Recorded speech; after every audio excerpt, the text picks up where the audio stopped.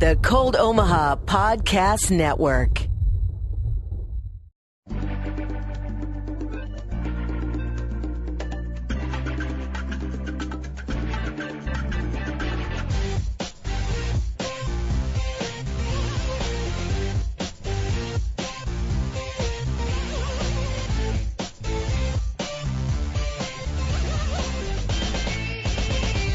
Hello and welcome to Procedurally Generated. I'm Henry Bell, and joining me today are Tom Schreier and Brandon Bowling, here to round out part 2 of our Game of the Year discussions for 2016. Last week we covered our first 4 categories, and the winners so far have been Firewatch for Best Story or Narrative, Overwatch, taking both Best New Property and also Best Multiplayer Game, and Mafia 3 for Best Use of Music. Now let's go ahead and jump right into part 2 of our Game of the Year discussion. The categories this week are going to be Best Graphics, Aesthetics, or Art Style, Best Mobile Game, Worst Launch Disaster, and finally, rounding it out, our Game of the Year 2016. So let's go ahead and jump back and get things started with Best Graphics, Aesthetics, or Art Style. The nominees for this category are Watch Dogs 2, Dishonored 2, Abzu, Firewatch, Forza Horizon 3, and Uncharted 4. All right, guys, so we actually have a pretty crowded list here. Looks like we have some pretty strong opinions, yeah? Yeah, certainly. Oh, yeah. So I'm curious, what's you guys' big champion here? Like, for me, I'm leaning kind of, just off the top of my head, I'm leaning kind of Firewatchy. You guys know I've got a bit of favoritism for that game. But where are you guys coming down right now? I'll go more Abzu and Uncharted. Uncharted looks way too good for a console game. Could you talk a little bit, Brandon, about Uncharted for us? I honestly didn't play. I haven't really played any of the Uncharted games. I have watched most of them. I watched you play a tiny bit of Uncharted 4, but like I since they're console exclusives, I'm not super duper familiar with them. So can you just talk about that for a little bit? Yeah, Uncharted 4 I actually forgot to add to most of our lists. Because I've been playing so many PC games. But Uncharted 4 is the last installation to the Uncharted series, basically wrapping up Nathan Drake's misadventures and effectively closing out an IP that's been largely successful over the last, I think, 7 to 10 years. It started off as a launch title for PS3, and now it's closing out on the PS4. I guess in its almost mid-lifetime. Nice. What can you tell us about like the graphics of this one in particular? Like what were some of the like set piece moments that really hit you? The first one is obviously the beginning, where you're traveling to an island, which is actually an introduction that's actually in the middle of the game. Everything else from that point is backstory. And everything from how the boat moves to like the actual water, the lightning, and the rain looks insane. It does not look... Chase, and it like blew my mind. It does not look like a console game. It doesn't even look like it's running in 30 frames. It looks like it's running higher. I'm 100% sure it's running in 30 frames. It just doesn't look like it. I don't know what hipster magic Naughty Dog did. But I think part of it is that it's such a cinematic feeling game that you don't mind it running closer to like a cinema's frame rate. You know, movies run at 24 frames a second. Yeah. Although we're getting a change though lately. A lot of these new televisions are making them run at 60. Nah, that's stupid ass interlacing bullshit. I hate that stuff, and it's fake. It's not actually running at 60. They're like fake frames. It's really dumb. Anyways, though. So that's cool. Yeah, I was really kind of charmed by the Uncharted series. How did you feel about the like graphics in terms of them taking it back to kind of the roots in terms of where like locations and stuff? Like you were in more of this one is kind of isn't it like a South American sort of jungle area? You kind of run around. Okay. Yeah, you're one of my favorite scenes. Like talk about that. Like how? Yeah, one of my favorite scenes is like vistas like in different locations look and stuff. You're like in the Caribbean for a bit, and you're just in a bunch of islands. And my favorite scene was actually going underwater to check out an old pirate ship. Because it was the most colorful display I've ever seen in my life. Everybody thought that, Assassin's Creed 4 had it. No, Uncharted took it right out of their hands. Had the best underwater sequence I've ever seen. And the thing about it was like... Dang, today this was a good year for underwater for you, with Abzu as well. Yeah. It was just... The underwater looked so cool. I'm like, holy crap, this is amazing. And then It's just a bunch of scenes. They start talking about the history of Nathan. So the scene where he's basically in I guess that South American city that he was in that you saw in Uncharted 3. Yeah, I have no idea. I'm not even. You go to like no idea. You go to like Western Europe. I feel like you're in Ireland for a bit. That's great. Like globe trotting in games like that is really cool. It gives it that like sort of worldwide like feel to it. Yep. Globe trotting. They've just done very well. But just overall, like each different biome that they put in the game looks unique, and it's like they pulled out all the stops for this game. Cool. Hell, even the PS1 they had in the game looked really good. I was like, oh god, in the PS1 game. In other words, you can play Crash Bandicoot in this game, which I think is hilarious. Because the funny part about that one is that one actually looked like just a regular Crash Bandicoot game. I'm like, oh god, yeah, it's a full-on Crash Bandicoot emulator. Yeah, it was just ridiculous. Yeah, I wanted to throw it in because I almost forgot. It also wanted to toss it in as an honorable mention for like compelling story. Like they. Yeah, that's fair. That probably deserves it. It's a shame neither Tom or I played it because I'm sure one of us. I don't want to argue it because we've already made our decision, but I wanted to just give it an honorable mention because that it's like Mass Effect 3 without the horrible Mass Effect 3 ending. Like it was a good closure, not Marauder Shields. It was funny. Cool. I just read the Game Informer feature on this, and like even the pictures they had in the magazine, I was like, wow, this is just something another level above when it comes to graphics. Yeah, that's true. It's not gonna. Fortunately, this category is not just best graphics. It's best graphics, aesthetics, or art style. And for that reason, I want to make my case about Firewatch to you guys here. So, here's the thing about Firewatch. You guys all know exactly what it is when I say the name because the art style is so iconic. This is a game that took these like red and orange and yellows and made wonderful use of them in this national park setting where you've got everything from like dark blue tinged nights to flaming red fires to, you're exploring dank caves and like just the mood that you get from the art direction in this game is so good. And I think that the kind of it's kind of Pixar-ish style of animation as well, or like art direction again, also kind of lends to this sort of surreal feeling. Like it almost feels like you're playing the game in a painting, this game. Is a travel poster fair? Like it kind of feels like just looking at kind of that's sort of the vibe that they were going for, I think, with their marketing materials and stuff. But really what it comes down to is almost any screenshot of this game could be like a photo. Like it's just it's the art direction is really, really solid in this game, and I think that it absolutely deserves one of the top spots on this list.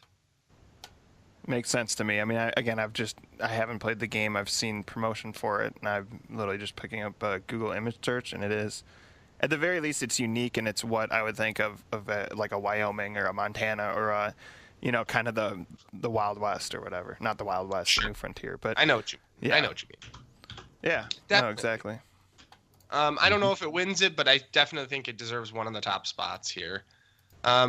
So Tom, what are you championing in this category? Yeah, to no one's surprise, Dishonored 2, well, maybe the story isn't as good as the first one, the art direct. If you want to combine all three, actually, I think the graphics are really good, although it's not as real as, let's say, a Uncharted 4 or a Forza Horizon 3. Aesthetically, it does feel like you're in kind of this desolate world that something clearly went wrong, and at the same time, it'll take you into places like the Clockwork Mansion, where it's a technological marvel, where literally at the pull of a lever, a room will move up and down, or you can open up new places or whatever. So you're not just sitting in kind of like that one setting that was kind of like London in the first one. And Karnaca, as I've said before in the first episode, and anytime I talk about Dishonored, it feels alive. Like they're just vibrant colors, which you don't really expect. A lot of green, even just they cut up fish, so you see the red blood flowing down or whatever. And even like the little creatures in it, they look kind of like lifelike, with very fine details. And it matters in the gameplay as well, because you have to identify little tunnels that you can get through or something you can slash through in order to get into a room that you wouldn't otherwise be in.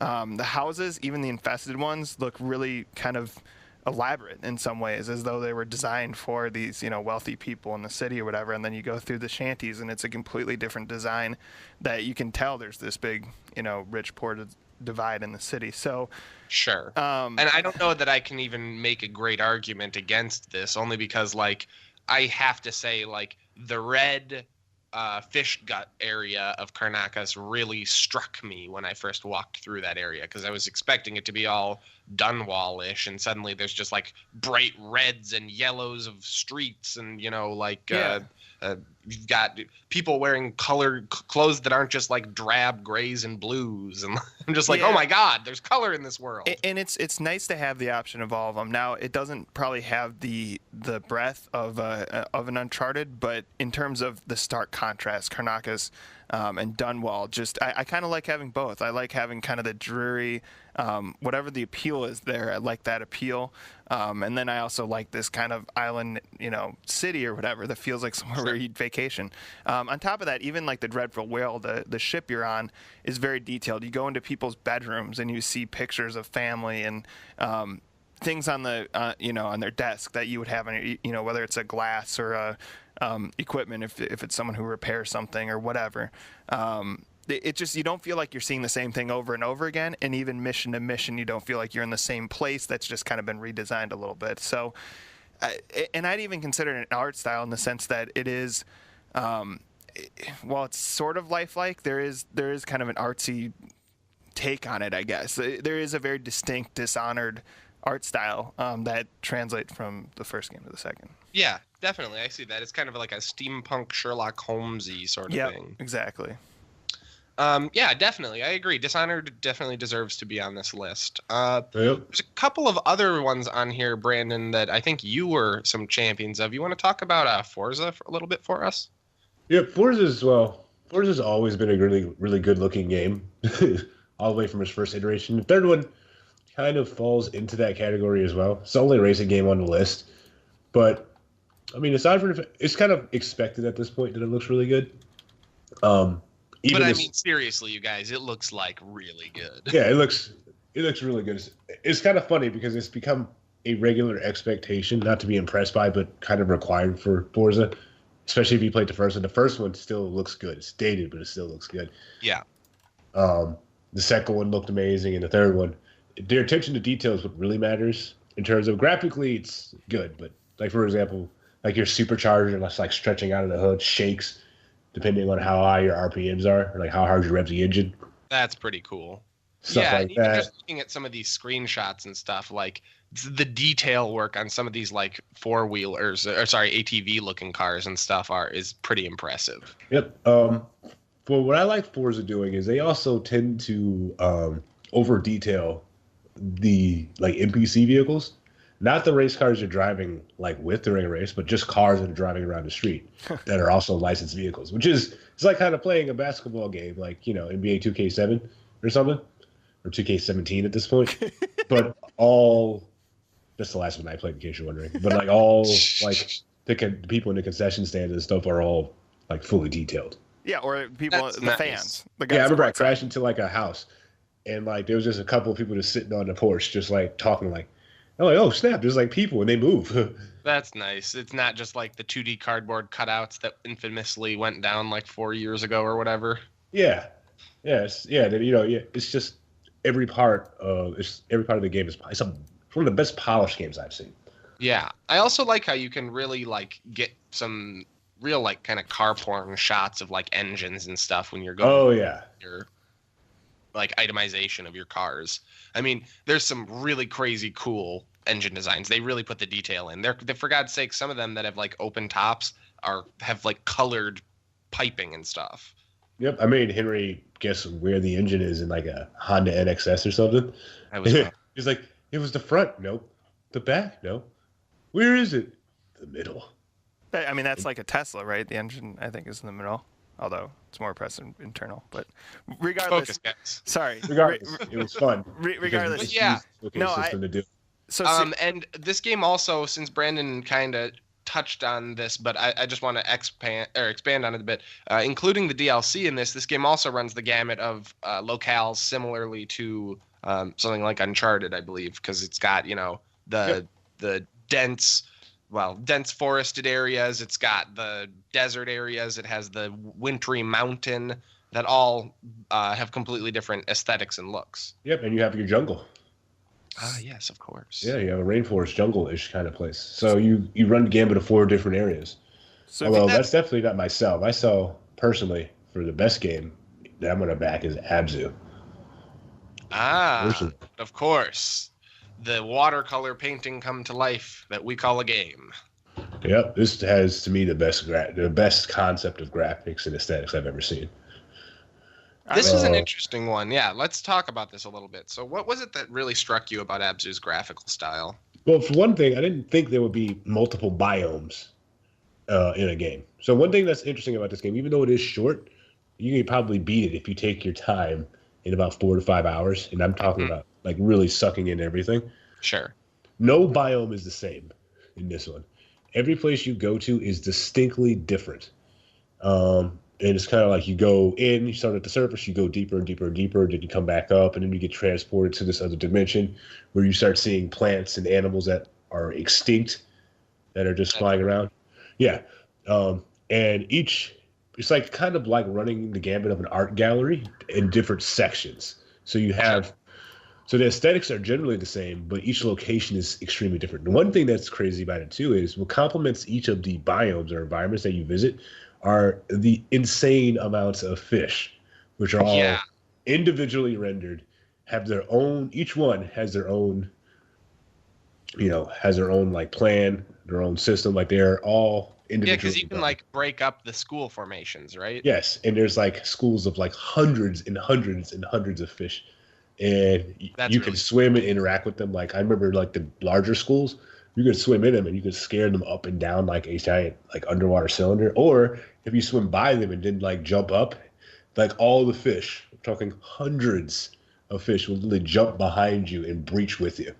That's cool. Yeah, and each fish tends to have its own subtle design changes, although not to the detail of each different type of fish. So, like all the bass will look generally the same. Sure. But there's like subtle differences. That's kind of expected with this type of an art style, isn't it? Because everything looks like it's distinct, but like each copy of the same thing looks pretty similar. Yeah. I think part of the economics of rendering hundreds of fish. Yeah. But the thing that, they look the same, but they don't act the same. That's what got me surprised. Like, there's so many. Looking through pictures, one thing that really strikes me about Abzu is that the color palette is really constantly changing between different biomes. It looks like I see levels that are gold, I see levels that are greens and blues, I see purples, I see some reds. I mean, it just looks, I see pinks. I mean, some crazy colors I wouldn't even expect to see underwater. And I have to say, like, I really, really like some of just the way that a lot of these blend. Like, they're really pleasing just to look at. I almost feel like I could take a picture of this game and put it on my wall. Yeah, that's what makes this game so impressive. And then they haven't even input the pictures of the different like spiritual zones you go to bring areas back to life. Sure. Those look like something out of like if you ever go to India. Here. Yeah, if you ever go to India and go to like their old their historic buildings, it's like inside of that like terribly intricate designs. I'm like, oh, cool. What the heck is going on here? Except it's like printed in starlight. I'm like, what? I've never seen this before. Nice. But yeah, so I think that we've covered Abzu pretty thoroughly here, and it definitely deserves its spot on this list. There's one other game that I wanted to talk about. Brandon and I played a fair amount of this game, and it was kind of a surprise. I don't think anybody was expecting much out of it, but Watch Dogs 2 absolutely deserves at very least an honorable mention on this list, because this game looks and runs really good. Like, honestly, It's this bright, colorful rendition of Silicon Valley and the California West Coast area, and they have these bright primary colors everywhere, and it's got this kind of like not quite cartoonish, but almost like hyper, sort of, I don't even know, like amped up art style where it's like it's realistic, but it's like the color saturation is just turned up or something. Like, some of the like art designs gun designs and stuff like for your different skins you can get. I just love you can have bright oranges and yellows and like black graffiti designs crisscrossing across guns. Plus, speaking of graffiti, I am a huge fan of the digital graffiti that you place like all over the city. I think that whoever was in charge of that did a really good job on those designs. Yeah, I think this is Northern California is definitely a place that you have to do right because it is a very different, like, just looking and feel. And I haven't played the game, but if it gives you the feel of San Francisco, it certainly is going to be appealing. Let me put it this way: like, it feels like the best rendition of a West Coast city of any open world game I've played, including the GTA games. Really? Wow. Yes, because it feels like you're actually in a West Coast city. It's a bunch of like they have a Google bus going down the street. You've got, I mean, they nailed the aesthetic by having all those little noodle bus. Noodle, exactly. They have the noodle noodles, bus, and they have like all these, they built a very believable world that goes with the images that come to mind when you think of Silicon Valley in Northern California. Does it? You played both games, right? Watch Dogs. Okay. Does it? Because Watch Dogs 1 was in Chicago, right? Jesus, yeah. Does it feel like Watch Dogs 1 though? Like, yeah. Sorry, go on. Well, my question is, even if Watch Dogs 1, I understand the issues it had, but San Francisco should feel very different. Chicago is, I mean, there's glamour to it, but at its core is a working class city. Like, San Francisco just should feel completely different. Did you feel a stark difference, not just in frame rate? I think that you're barking up the wrong tree because there was no sense of place in Watch Dogs 1. Like, Watch Dogs 1 just felt like an empty open world that you had to walk through. It had a couple of landmarks that were recognizable. Watch Dogs 2 did not feel like you were in Chicago. This does feel like you're in Northern Cali. Okay. Yeah, I mean, I think for this game to sell, it has to do, San Francisco well, and it seems like as much as probably the first one weighs it down a little bit, there's probably bad expectations going into it. I think that's maybe that's why it doesn't fully deserve the top spot on this list, because partially the reason I wanted to mention is because it was kind of a surprise to me. But I don't know. I thought it looked really good, and it's one of the reasons I kept coming back to it was because it was just kind of a joy to explore the city and randomly find like, oh, here's an area with a ton of like trees and parks, and this is really cool, or check out this sweet landmark. And like I remember there's a building in that it's super cool. They have this like 3-story building that's like a depot station at the bottom. Then the second floor is like a highway that comes off the ground and goes around the second floor of this like tower, and then the third floor is a park, like it's a rooftop park. Like I absolutely love the stuff that they've transferred over, the way that the sort of art direction really pushes that sort of technophile feel, and overall, like I think the last thing I just want to touch on is when you go into your like hacking mode, so you turn on your like view where you can see nodes and stuff, I think they did a really good job too of integrating that seamlessly when you're going back and forth, because you use that a lot, and it really does a good job of laying out these 3-dimensional puzzles using like a combination of their color choices and just the design of the puzzles that have improved so much from the first one. Interesting. Yeah, definitely. Brandon, do you have any thoughts on this? Because I know you also played it a fair amount. You basically covered all of it. I mean, I just thought it looked fancy. Like, it was genuinely surprising. I was like, why does this look so good? Well, in that case, it's time to start being mean. And so, first up, I'm going to just say, as much as I really enjoyed it, after hearing everyone talk about their favorite games, I'm going to have to probably say Firewatch, while it looks really good, probably is not on the same level as some of these other games on this list. I mean, I'd argue that and Abzu could compete for best art style, but I don't know in terms of aesthetics. Well, you could say aesthetics too, but best graphics, I don't know that I agree with that. I'd say Abzu does a lot more with its art than Firewatch, as much as I like Firewatch. Interesting. All right. Because I feel like Abzu kind of is its art style. Sure. I'm actually kind of leaning Abzu. Well, here's one. Brandon, you are the main guy who's pushing Abzu, Forza, and Uncharted. Which one can you see go of those that you don't think hangs on the list? Forza can be dropped, even though As I good like looking it. as it is, it's another Forza game.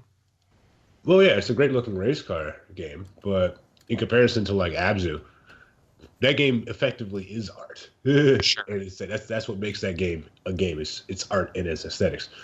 And then Uncharted, as much as I like Uncharted, Uncharted is good because it took base tech of the PS4 Mm-hmm. and made something of it, and just kind of pushed it That's to a the absolute really limit. good point. I'm glad you mentioned that because that is true. Uncharted runs pretty consistently too, doesn't it? Yeah, it runs very consistently. And it looks amazing for a console game. I mean, Yeah. really. Yeah, it's insane. I've never seen a console game I look should that good. clarify, it just looks amazing. It's not fair to qualify that with as a console game. It's a very good looking game. Yeah, in general, it's a very good game, and even though it's being played on an underpowered system, it still can compete with the big boys on PC. Definitely. I couldn't imagine what this game would look like if it was actually like catered toward PC console. It would probably just blow Definitely. our minds. That said, the art style of that one is very rote. We've seen that art style 4 times now. It hasn't really changed much between the different games from what I've seen. I feel like I like Uncharted 4, but I'm actually leaning pretty heavily towards Abzu right now. Yep, As me much as as I well. like Watch Dogs 2, that was more of an honorable mention.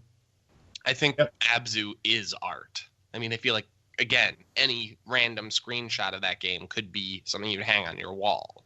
Tom, where are you feeling? Where are you falling on this? How are you feeling about us?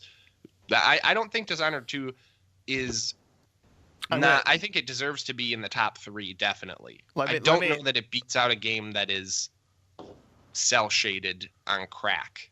So let me make my argument, and then I'll step back and allow the jury to decide. The thing is, if we're looking at best graphics, aesthetics, and art style, I think it hits all 3 pretty well. The graphics, even though the people are almost kind of an art style, the actual city is really well rendered, and there are lifelike things in the city. Do you think that? Would you say that the Dishonored 2 has really good graphics? I mean, Uncharted and Forza level, no, but yes, I would say it has good graphics. Now, granted, maybe it's because I'm an Xbox player and you guys are PC players, but I just feel like in general, like I never really thought of the Dishonored series as like really like high detail graphical powerhouses. I'd say it's a good looking game. Definitely, I always thought it was more of an art direction thing with those games. Yeah, but I don't think it breaks any barriers in terms of its art style. Like Dishonored 2 looks like a better version of Dishonored. Yeah, so I guess where I'm going with this is it touches on all 3 very well. Where I see Abzu like nails art style, nails aesthetics, but it's not like if you go underwater, it's going to look like that, right? I mean, but this category isn't which game most completely fills all of these categories. The reason that the category is written that way is so that this isn't just what game has the highest frame rate at the highest resolution. Yeah, because this isn't what is all 3. It's which of these 3, it's to discuss, but we're trying to compare all 3 of the graphics, aesthetics, and art style, all kind of rolled together, but not necessarily all being required to be present, because not every game is going to have that stuff. Otherwise, no indie game would ever be able to win. Yeah, I mean that's literally my argument, and if we're going that direction, I mean I'm a big Abzu fan too. I'm not gonna lose sleep over it, but I do think Dishonored, in terms of a game that really like touches on all 3, does all 3 very well, even though it's probably not incredibly strong in one category or the other than maybe aesthetics, because it does feel like you're in either a desolate city or a I guess that's town. fair. I guess I thought Dishonored 2 was actually kind of forgettable graphically. I think that I liked the colors, and that was about. I liked the differences between the locations, but that's about as far as my enjoyment of the graphics of that one went. But that's just my 2 cents on it. I do appreciate that you've really enjoyed it, just because I know you're a big fan of the world they've created, and they kind of use the graphics to build that out quite a bit. Yep, completely. So it sounds like all of us, though, are pretty comfortable saying Abzu takes this one. Is that correct? I'm giving Yep. in. I'm giving in. No, I like Abzu. I'm a big fan. Awesome. So for the category of best graphics, aesthetics, or art style, the winner is going to be Abzu. Next category, we have the best mobile game. So this is a category that has kind of finally started to find a place in the world. Now that mobile games are starting to be more than just, basic clickers and stuff like that. And this year we saw a fair number of somewhat innovative mobile games. However, only 3 of them are on this list. And they are Plants vs. Zombie Heroes, Super Mario Run, and Pokemon Go. So, first up, I'd like to talk about Plants vs. Zombies Heroes really quick, because this is a game that I think I'm the only one who played it. I don't know that it's going to be able to take the category, but gosh darn if I didn't love it. So, Plants vs. Zombies Heroes is a card game. It's a card battling PvZ game. So if you guys have played the Plants vs. Zombies, they're lane-based tower defense games where the plants are like placing towers that have to stop the zombies that are advancing on you every turn. And it's quite a bit of fun. So in the spin on Plants vs. Zombie Heroes is you can play as the plants or the zombies, but they each have their own sets of cards that they use to populate decks that you use to fill out the lanes. So you draw a hand, and based on the cards in your hand, you can choose what you're going to lay on the field. And they have special abilities and unique cards based on the types available to the different heroes, a ton of different heroes, voice acting, and just a ton of polish on this game, like really. Plus, it's free to play and doesn't seem, at least from the probably 6 or 7 hours that I played of it, doesn't really seem to have a particularly egregious microtransactions setup. So Plants vs. Zombies Heroes, it's a pretty great game. I actually really enjoyed it. Check it out if you haven't played it. Nice. Yeah, definitely. Tom, you have a game on here that I haven't gotten to play yet, so I'm curious. Yeah, Super Mario Run a bit? Yeah, so Super Mario Run, I'm going to put this in the mention category because, and again, I've only played the first 3 free levels. I may buy it. It's $10. From what I heard, it has very little replay value, and it like the system works, I mean, as much as obviously in traditional Mario, going back to the NES, like you were able to go forwards and backwards. Just going forwards works just because that's how, it allows you to wall jump. It allows you to, in fact, in this game, you can run into Goombas, and I think you just like scale over them, but you can still jump on top of them. You can chain a Koopa shell into nailing a whole bunch of other characters. Sorry, and you can. And it looks and feels like a Mario game. And I think I will remember this more as finally Nintendo bending a little bit and being like, look, we can't sell everyone a Game Boy, but everyone has a cell phone. A lot of people have smartphones at this point. And I really like the direction that's going in because, and this is controversial, but I'm a proponent of kind of Mario, or Nintendo rather, becoming less about the consoles unless the Switch really takes off. You want them to go the way of Sega. Yeah, and become kind of a game maker. So, my feeling is that this is a good first step for them. I think it's overall a solid game. $10 is not going to set anyone too far back. But in terms of Game of the Year potential, or even best mobile game potential, I mean, it's more, I'm just happy that Nintendo's going in this direction, and it's a good game, and at the same time, there's probably a lot that they can build off of sure. Beginning with this. Yeah. Definitely. So there's one other game that's on here that's kind of weird, but I wanted to at least mention it because it was one of the highest highs and some of the lowest lows of all the gaming I've done this year, honestly. It's going to be one of the most memorable things. It's probably something I'll talk to my kids about because it was such a cultural phenomenon. Of course, I'm talking about Pokemon Go. Pokemon Go is such a weird animal because this is a terrible game, objectively. It's awful. And without the tracking, it's unplayable. But do you guys remember that first month after that game came out? The feeling of going out and seeing hundreds of people just packing the streets, all playing together, all helping each other out, all teaming up to try and like catch the rarest stuff that's spawning around, using the tracker to be able to efficiently go through their city to catch rare spawns and stuff like that. For God's sake, man, I went for walks of my own volition.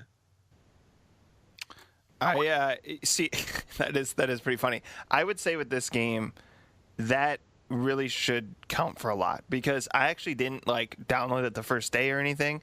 I remember reading about it in like an NBC News article or something, and I was like, what the hell is NBC News like covering Pokemon Go for? You know what I mean? It's just like, what video game, no matter how, look, Overwatch has 20 million players. I mean, they've done Call of Duty stuff, but it tends to be like the violence around it.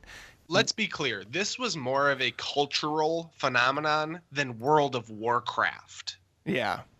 This was generation spanning. I mean, millions and millions.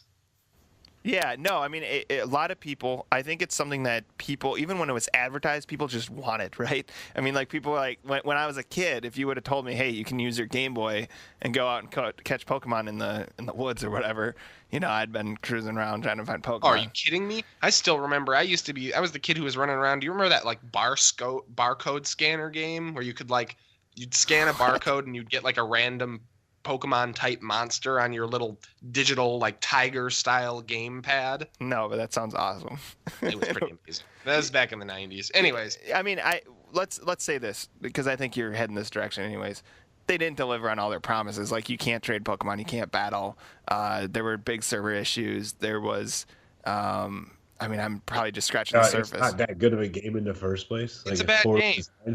This game needed to be on here, I think, for an honorable mention because it had so much potential. And even though it's a terrible game, we're talking mobile games here, guys. So this is a game that I definitely had some of the most fun with on mobile this year, regardless of the flaws. I mean, I'll hear While the shine was on the Apple, and before I could see the underlying systems and how broken they were, I thought it was fantastic. Yeah, so I'll hear your arguments for the other games. Maybe I'm going too light. And I'm actually, I mean, technically Hearthstone, and I know this isn't this year, although they've expanded upon it. It's a game I play a lot, but I've just, my expectations for mobile games are a little different. I think, let me go ahead and change your mind then. Because guess what the next game on this list is? A couple of things got added since we started, guys. And one of them is Minecraft VR, dude. Yeah, that came out this year. So I went ahead and got my Galaxy S7 this year, and along with that, I picked up a Gear VR. And Gear VR is definitely the Babby's first VR headset. It really doesn't do a ton of stuff. There's not a huge games library. It's rudimentary, but it does work, and certain games with it work quite well. In particular, undoubtedly the best game on the entire headset is Minecraft VR. What they did is they went ahead and took Minecraft Pocket Edition, made some pretty big changes to the way that viewing and movement and everything there works, and set up a world wherein you are able to play Minecraft fully in first-person VR with a controller. Obviously, Gear VR doesn't do room tracking, so you can't, or room scale, so you can't necessarily walk around. But if you sit in a chair that can spin 360 and you got a controller with a D-pad or an analog stick, you're good to go. It's a total blast. It's quite immersive. I never had any feelings of nausea with it. It ran fine. Occasional frame rate drops when background apps would pop up with notifications, but for the most part, it ran fantastically. It sounded good. It looked good. I had a blast in it. Probably played it got me to play another 20, 25 hours of Minecraft. And there's something to be said for Minecraft takes on a slightly different appeal to me. It doesn't so much appeal to my grinding mechanical, like I'm building up as fast as I can and improving mind when I'm in VR as it does when I'm playing on PC. When I'm actually in VR, I actually care about the aesthetics of my house. I actually care to design a nice looking area for my farm. Like, it's not just like a 9x9 is the most efficient. Like, it's, oh, hey, I'm going to put up like candles, and I'm going to have the corner of the house be a different type of material than the walls so that it like has visual, it breaks up the visual design. Overall, I had an absolute blast with Minecraft VR. It was $10. I do not regret spending any of that money. I go back to it probably once every 2 weeks at least. It's a lot of fun. Highly recommended if you have a gear. Is it the full game, or are you limited to like what you can see or where you can go, I guess? Well, I'm not sure what you mean, because Minecraft isn't that kind of a game where you can go. I thought Minecraft you could like visit other people's Minecraft worlds. has servers. Every world in Minecraft is randomly generated. I and thought it's people infinite. I thought people built things and then you could like go see the thing they built. You can join their world, but every world that you create is new. But you can do that in Gear VR. Like do what? Go into someone else's server and see the world they created. Yes. Oh, I thought it was limited. The way it's set up for Minecraft VR is you can play on a LAN or locally for free. You can also play, but you can only play, like, you have to be online for someone to play in your world, or you can rent a server. And if you rent a server, you can have them. You can actually, like, I think it's like $10 a month or something. Then you can actually have a persistent game world that is on 24/7, so you and all your friends can come and go as you please, and it's not using, your processing power at all. Gotcha. But yeah, I mean, I've always played Minecraft mostly as a single player game, just because that's the kind of gamer I am. But yes, this does have multiplayer support. Ooh, that's a game changer for me. I thought it was literally just like a. I thought it was a limit. There was a limitation to what you could see in that game. So no, my bad. And it's basically the full game. I'd say it's probably I'd rate it a 9 out of 10 on patch parity with PC. So like I'd say they're like 90% of the content that's in the PC version has already been rolled out to the VR version, and they're constantly updating it like monthly. Okay. I think the most recent one they added in a couple new bosses and redid the end. Interesting.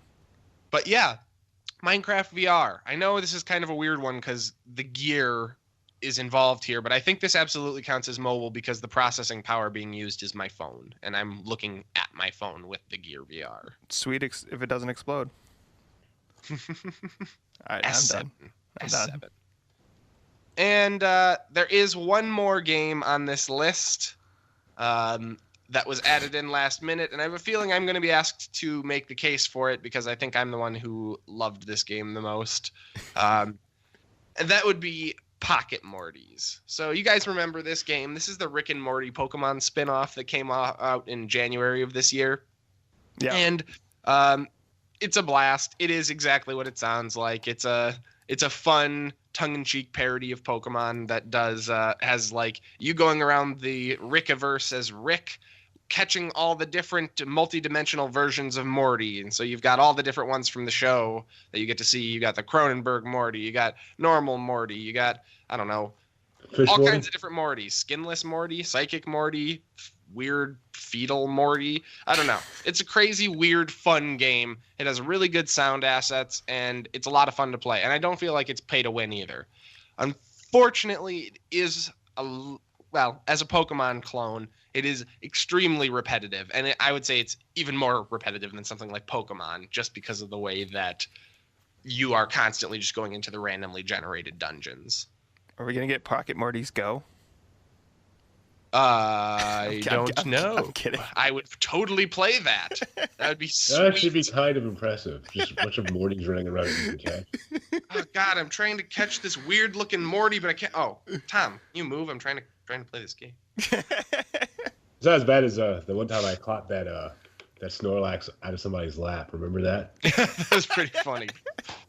Definitely. And see, it's moments like that that make me say that while there's no way it can win mobile game like of the year, Pokemon Go had to be mentioned on this list. Man, I'm okay. So in my mind, and then I'll let you guys hash this out.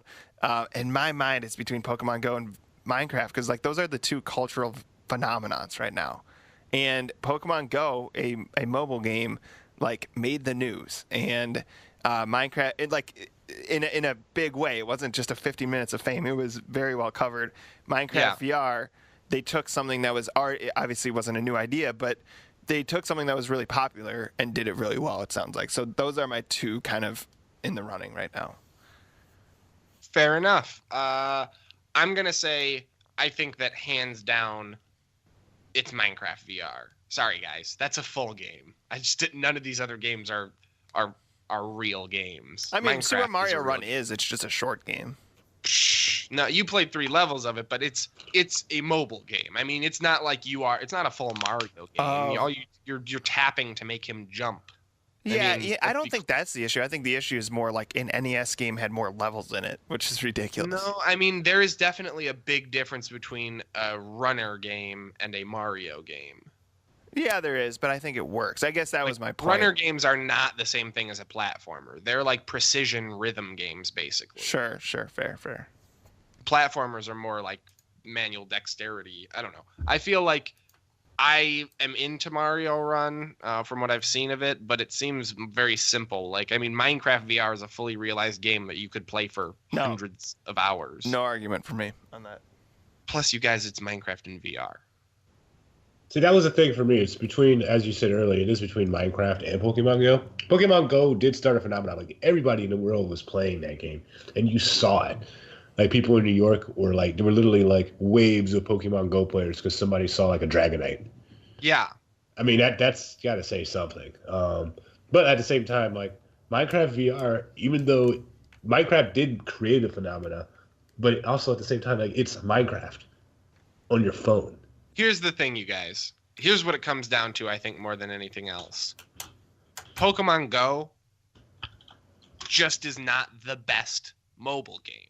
As much as I do think it was fun and it was a cultural phenomenon and it was really cool to be part of that whole world that popped up overnight, it's not a good game. This is the category best mobile game. Do you think it's not a good game? I agree. That's the one thing. It's a game that we had. If this category was mobile game we had the most fun with, I could definitely see Pokemon Go giving Minecraft a run for its money.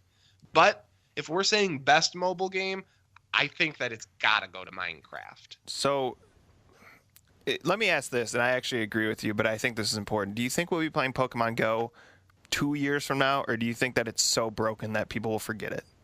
I haven't played Pokemon Go since the tracking update.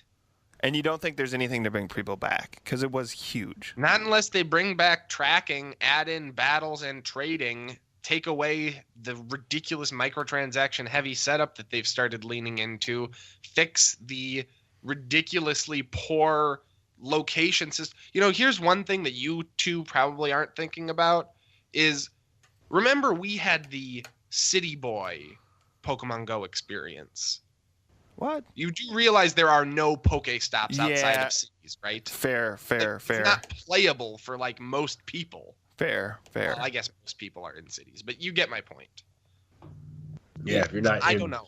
I feel like as much as I had fun with my, Pokemon Go while it was fresh and new, and I didn't really get what was all going on, Minecraft VR is playing Minecraft in virtual reality, you guys. I think we have a winner. I mean, unless Brandon's really objective to it, but no, it's Minecraft on your phone. It's kind of impressive, no matter which way you squeeze it. In VR on your phone. Whoa! Yeah, it's like Minecraft on your phone in VR. Like those are. So there's like 3 good things. You have Minecraft, which is good. Then you have VR, which is, we're getting there, but it's pretty damn good. And then it's on your phone. Exactly. So you can plug your phone into your television and play Minecraft from your phone, if you so felt the urge to do so. Pretty impressive. Yeah. Anyways, though, so yeah, I think that's going to do it for best mobile game. And looks like our winner is Minecraft VR, oddly closely followed up by Pokemon Go. That's going to be even more awkward as we go into our next category of worst launch disaster. And worst launch disaster is featuring the following 4 games this year: No Man's Sky, Street Fighter V, Pokemon Go, and Mighty Number 9. So, let's get things started with a game that you guys both know I have some very strong feelings on. No Man's Sky. Yeah. This game, I almost just need to say the name and we can be done with this category, but for posterity's sake, we'll talk this out. No Man's Sky was a game that sold hundreds of millions of copies on false advertising and lies.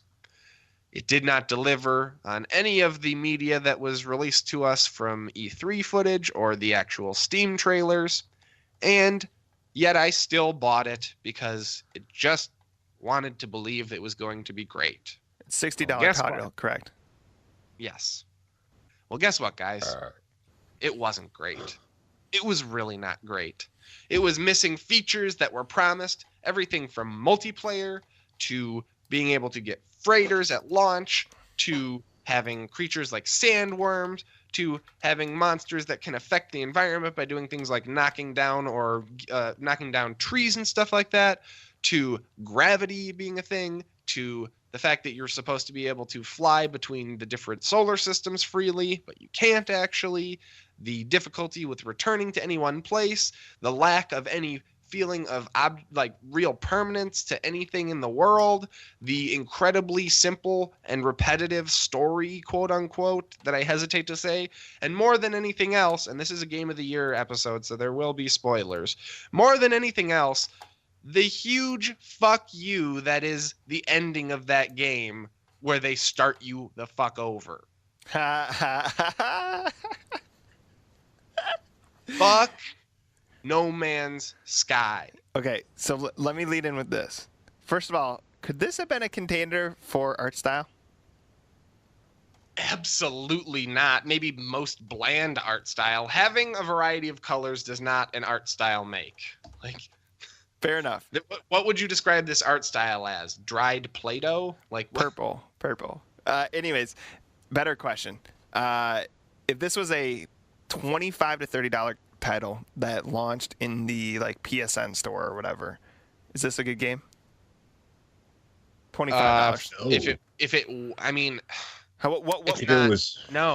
It's just not a good game, man. That's the thing. So it could have had support if, say, an indie team that didn't have massive production and a disgusting marketing strategy had said, hey guys, this is our first ever game, or we know it's not perfect, but we worked really hard on it. We're going to continue supporting it. Please give us some constructive feedback so we can help make this the best game ever. And it's $25 or $30, then I wouldn't recommend it, but I might pick it up and not feel salty about it. I'm not going to say it's suddenly a good game by any of those standards. No, it's a bad game. It's got an unfun core gameplay loop. Mine, fly into space, go to another randomly generated planet that looks exactly like every other randomly generated planet. Mine, go into space, next solar system. So is the biggest, we're talking worst launch disaster, is the biggest shortcoming that it promised way too much, and not only promised way too much, but was on Colbert, was heavily advertised, had the power of Sony behind it. It's almost like they had, not only were they not truthful. Everything about the marketing is my answer. Literally everything about the marketing for this game. I just wanted to be clear with that. Is the reason that it is on this list. Because a lot of people bought this game. There were really high expectations for this game. And it failed on every single count. Let's not forget either that part of this launch disaster is that for months after the game's launch, their Twitter suddenly went completely silent. Nothing. No communication with the fan base. And there was hey, we see you guys are upset and we're working on it. No attempt to justify anything. Not even excuses. Just silence. And for perspective, we really like Firewatch here. Firewatch, I believe, refunded people, right, if they thought it was too short? Yeah, they did, actually. Yeah, so, I mean, this is now should be common practice that you communicate with your fan base. Communicating with your it's a huge part of gaming on the internet, and it's just insane to me. I could go on for an entire episode about No Man's Sky, but I think I've made my points. Let's bring up the contenders here and see if anyone can knock them off the old perch. Definitely. So next up, we've got Street Fighter V. Definitely another contender for this category. This is the follow-up to Ultimate Street Fighter 4, which was kind of aimed more at the competitive scene. It looks like they were really focusing on trying to get the tournament play and Evo type stuff, getting right into Street Fighter V. And as a consequence of that, they launched the game before it was done. This is a game that came out with no single-player mode, missing characters, missing training mode. The store was not online yet. I mean, it was crazy, the lack of features that were in this game at launch. And people had expected all these things because they're in every Street Fighter game. Why wouldn't they be in this one? And they were supposed to be coming out. Then on top of that, they made a release schedule for new content and then immediately failed to deliver on any of the correct dates. And they were months behind for ages. Like they were supposed to have regular character releases and stuff like that, and they missed all those dates. I think we finally just got Akuma, which is pretty cool, but geez, you guys. I mean, I would say kind of crazy. Plus, it has the rage quitting issue. Yeah, I'd say in a normal year, this would be like hands down the worst launch disaster. It's just No Man's Sky is like I this can't even I almost feel like I should have said No Man's Sky last because it just pales in comparison. It's kind of fun to like have him, king of the hill, I guess, try to have someone knock him off. But the fundamental flaw with this game, weirdly, is that it's a good game, right? I mean, at its core, it works. It just launched way too early. Mechanically, it is a good fighting game. There is more to making a good fighting game than the mechanics.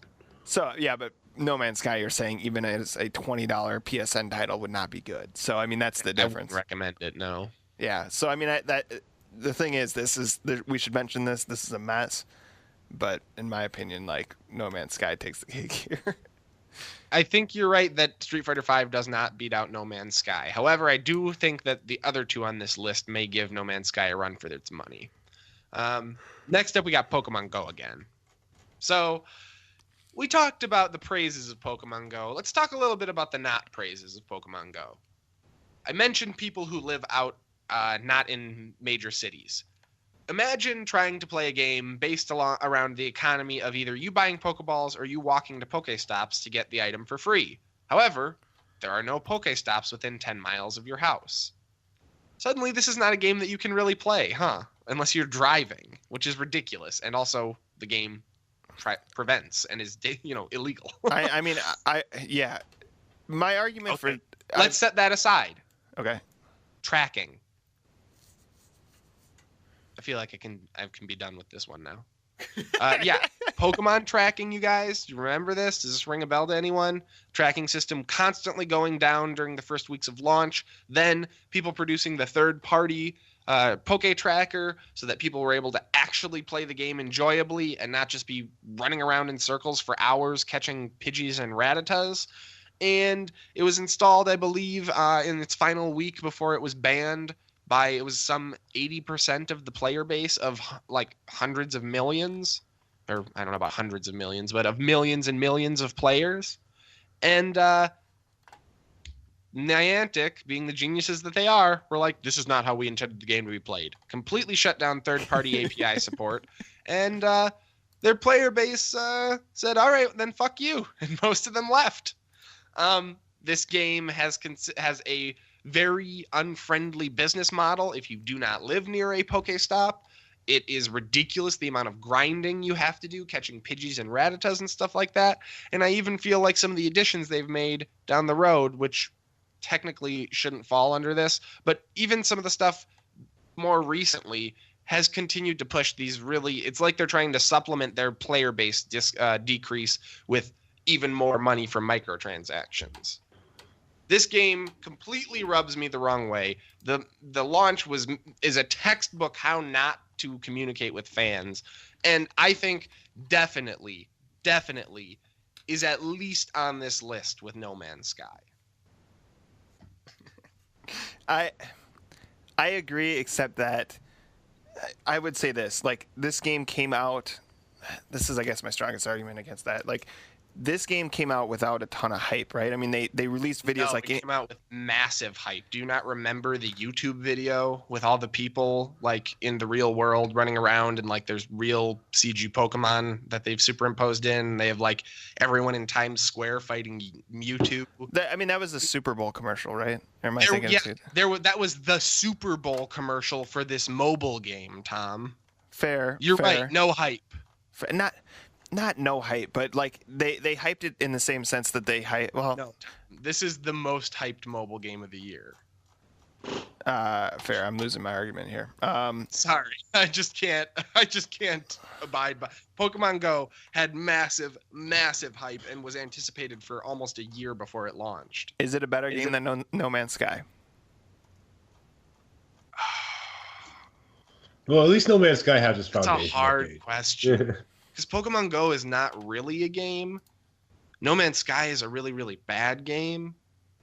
Did No Man's Sky get a whole bunch of people out of their houses, create a phenomenon? Like, you know what I mean? Like, it's just... This isn't worst game. It's worst launch disaster. It's true. I'm just picking nits because they're both bad. Yeah, I know. That's the truth. So I'm just... Well, let's keep going because we have one more that absolutely needs to be on this list. Mighty Number 9. Don't worry, guys. I did not forget about it. So, Mighty Number 9 was the Keiji Inafune project that came out this year. It's the spiritual successor to the Mega Man franchise from its creator. And everyone was hugely into it. This got crowdfunded to the tune of $4 million on Kickstarter. They met all their stretch goals, and it was supposed to be a sort of, 3D side-scrolling Mega Man-esque game with all kinds of tie-ins that were like, they had some anime stuff, and they had like web series and comics and crazy stuff. And everyone was really, really excited, and the promotional art looked really good, and like a lot of the early art that people were seeing for like concept looked fantastic. And then the final product came out and people were like, holy shit. Also, I should mention this is a game that was delayed multiple times and actually had multiple Kickstarters to raise additional money. Yeah, so Mighty Number 9 came out and it's terrible. I mean, really terrible. I mean, like, where did the money go, you guys? Like, really bad. It looks like a GameCube game. On top of that, the voice acting is atrocious. The writing is painfully embarrassing. It's just awful. The marketing, do you guys remember the marketing? This is like kick your ass so hard you'll cry like harder than a nerd on prom night or some shit. I don't remember this. We covered it. It was because I remember an that insulting ass commercial. Oh, it's just everything about this game went wrong. And let's set all that aside, you guys. Do you know what happens when you play Mighty Number 9 on a computer? It destroys the computer. At launch, there was a memory leak in this game that if you played the game for more than 30 minutes, it started really, really fucking up your frame rate. Well, guess what? If you continued playing with the fucked up frame rate, there were people reporting that it corrupted their Windows OS, and they had to do system image restores in order to get back into their computers because the game completely bricked them.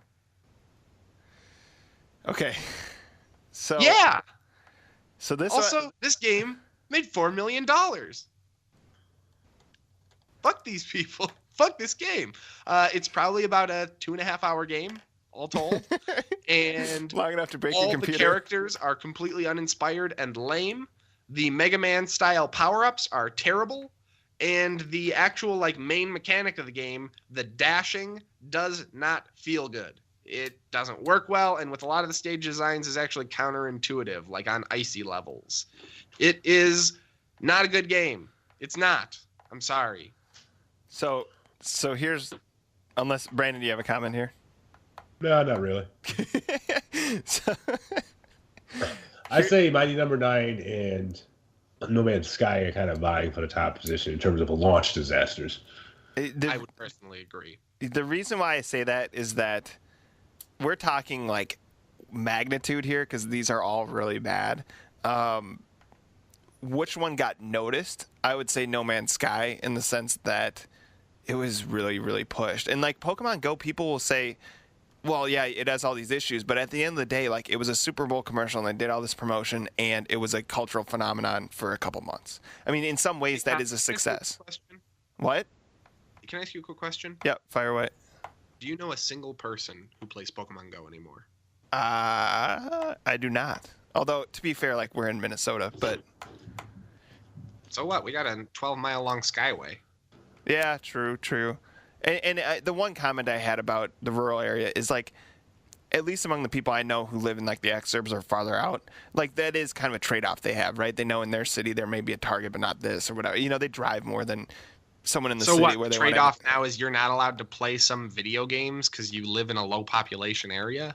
Well, I mean, there's some truth. Niantic being lazy and using Ingress's player-created hubs for the Pokestops. I mean, really, what they should have done is done deals with like Jimmy John's, Target, Subway, or something. You know, stuff that was everywhere.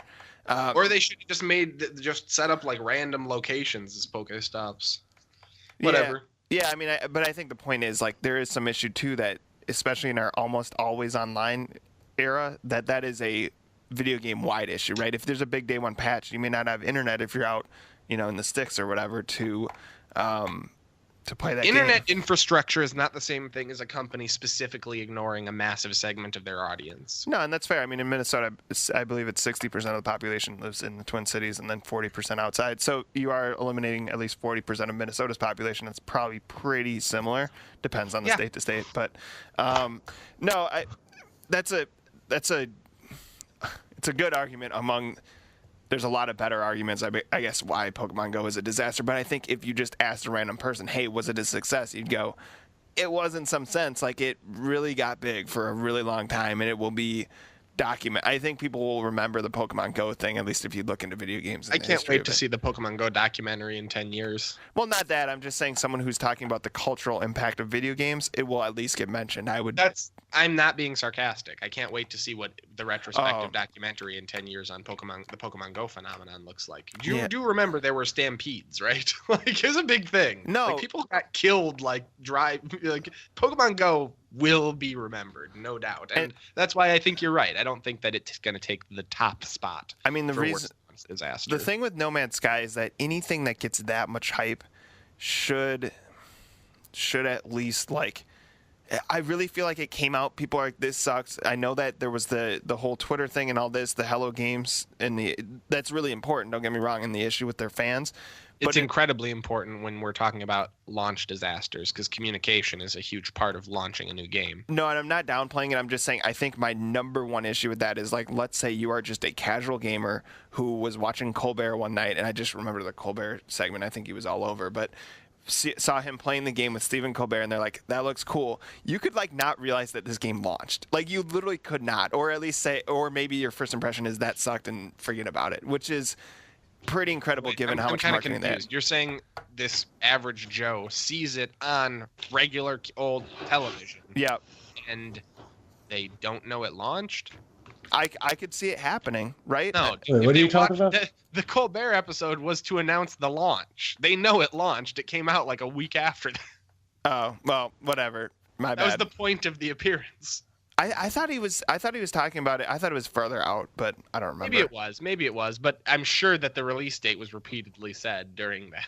Sure. I guess my point being is that, like, Pokemon Go launched. Like, it was a phenomenon. Yes, it was. Listen, don't have to keep let's we're down now to No Man's Sky and Mighty Number 9. We've already said Pokemon Go probably is definitely not the worst launch disaster, but it was a launch disaster. Yeah. Yeah, because you have to remember, at the end of the day with Pokemon Go, what killed that game wasn't so much the fact that it was a bad game, but the people who made it. Niantic is what killed this game. Exactly. People would still be playing this game if Niantic maintained third-party support for the tracker system. I can tell you that right now. And that reason is the reason that I think I'm going to give the edge to No Man's Sky on this, because as bad as Mighty Number 9 was, they apologized for that game. They have at least somewhat tried to say, we know that we fucked up here.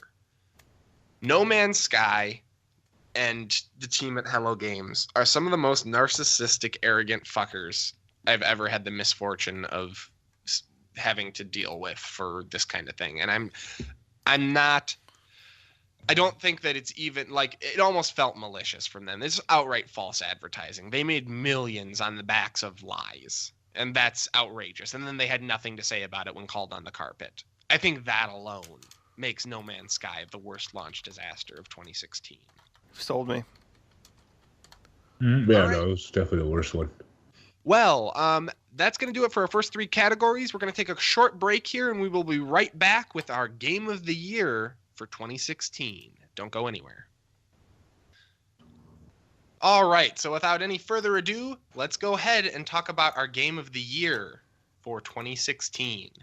The nominees for this category are Doom, Battlefield 1, Overwatch, Dishonored 2, Stardew Valley, Superhot, and Uncharted 4. This is going to be a fun one, you guys. Now's the part where all the arguments that we've wanted to make in the other categories can finally be made. Let's start out with my baby, Doom. So, Doom was a total surprise this year. I had a total blast with this game. I was not expecting to.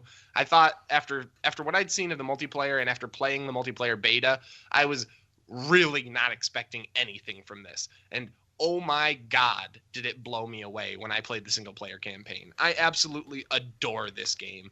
I think the snap map, while overcomplicated, is a lot of fun and adds a lot more legs to the game. And graphically and musically, this game is fantastic. Honestly, it could have been a contender for best graphics as well. This game was so polished, was so well done. The story was funny and interesting. The tile sets looked good. The level design was incredible. The gun feel so good. I mean, seriously, you guys, it was an incredible game. I mean, honestly, Doom was so good this year. I had so much fun playing it. The combination of using a gun till it's out of ammo and then using the glory kill system to replenish ammo and also get more like stock for your chainsaw, which you could then use to produce even more ammo. You're just constantly kinetic, moving forward, punching through demons, then, blowing one's head off with a rocket launcher and then, jumping over it and stomping it into the ground. Like, it just was a great experience and absolutely a recommendation from me to anyone who's curious about Doom or first-person shooters in 2016. It was proof that we could still do a single-player campaign in an FPS and have it be great. So I like all that. The big downside is I think it'd be sweet if the multiplayer was good and it was terrible, right? It's not terrible. It's just not Doom. It's not. I think people were hoping for something more like Quake for multiplayer, and they got something that's kind of a weird hybrid of Halo and Doom and kind of Call of Duty. Yeah, I don't know. That's the only disappointment I've heard about that. I think that you can set that completely aside because the campaign is so well done, and it's a decent length, and it's got a good story, and I mean the graphics and the music. You're right, the multiplayer did not fire on every single cylinder. I'd give this game though a solid 8.5 or maybe even 9. How does it avoid being repetitive? Is it all different settings? I mean, do you feel like you're doing the same thing over and over? There's a good number of different tile sets. The level design is really interesting. Each map has very distinct feelings. While there's a lot of you're on Mars, so there's a lot of corridors and stuff like that. Like when you go to Hell, you've got you're using skulls, colored skulls to unlock locked doors instead of key cards, and they have variety in they have one level where you're in a foundry and there's lava everywhere, and then there's other levels where it's just like a horror show where it's just this cyber future just strewn with body parts all over the corridors and stuff, kind of Aliens-esque. And then they have the Hell levels with the red pitched sky and the giant mountains everywhere and crazy alien artifacts and shrines. I think they did a really good job with varying things up. And you could definitely say that some of the bases look a little bit repetitive in terms of corridors themselves, but each hub that the corridors come to do feel unique. You don't feel like they're constantly repeating. Cool. I really liked Doom, and I don't have a whole lot of negative to say about it outside of the multiplayer could have been better. Nice. Battlefield 1 is on this list as well. Brandon, you want to talk a bit about Battlefield 1? I just went off on Doom. I'll let you talk a bit. Battlefield 1, I think, between its multiplayer and single player, I think it's very well-rounded. It looks amazing.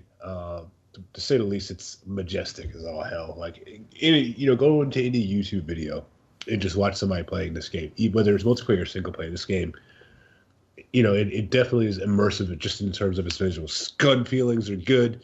in the single player. Well, even in the multiplayer too. It's clear that Battlefield definitely got the formula to an extent right. Yeah, they even doubled down on having destructibility come back, which I really exactly liked in the multiplayer. Yep, they've struck. It's not a perfect game. They've struck the best balance they could while making a game relatively, historic in nature, but at the same time keeping the pace that the other games have had as to not turn off their player base. That's already ridiculously substantial. Sure. I will say that the campaign was a little disappointing to me.